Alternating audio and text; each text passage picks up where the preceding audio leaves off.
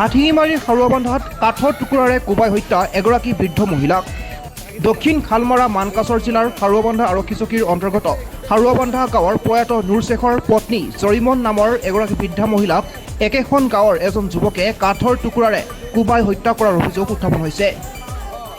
উল্লেখ্য যে অভিযুক্ত যুৱকজন একে গাঁৱৰ জিন্নাতৰ পুত্ৰ ছাইফুল ইছলাম বুলি জানিব পৰা গৈছে। সম্প্ৰতি ঘটনাস্থলীত দক্ষিণ খালমৰা মানকাছৰ জিলাৰ আৰক্ষী উপস্থিত হৈ আটক কৰিছে ছাইফুল ইছলামক।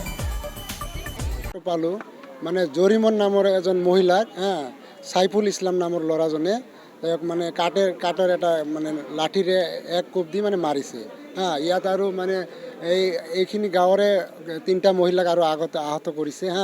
তাই আগতে তেওঁৰ মাক একবাৰ মাৰ্ডাৰ কৰিছিল, পিছত জেল হৈছে, জেলৰ পৰা লৈ আহি আকৌ তেওঁৰ দেউতাক মাৰ্ডাৰ কৰিব মানে খুজিছিল, মানে মাৰ্ডাৰ কৰিব ধৰিছিলে, পুৰা গাঁওবাসীয়ে মানে বাচাই দিছে। আজি ল'ৰাজনৰ নাম আছিল ছাইফুল ইছলাম, জমিৰন বিবি। এই ল'ৰাজন মানে মাৰ্ডাৰ কৰিব মানে ফুৰিব চায় আৰু কি। মাৰ্ডাৰ কৰিছিল, তেওঁৰ মাকক মাৰ্ডাৰ কৰিছিল। জেলৰ পৰা আহি তেওঁৰ দেউতাকক মাৰ্ডাৰ কৰিব খুজিছিল।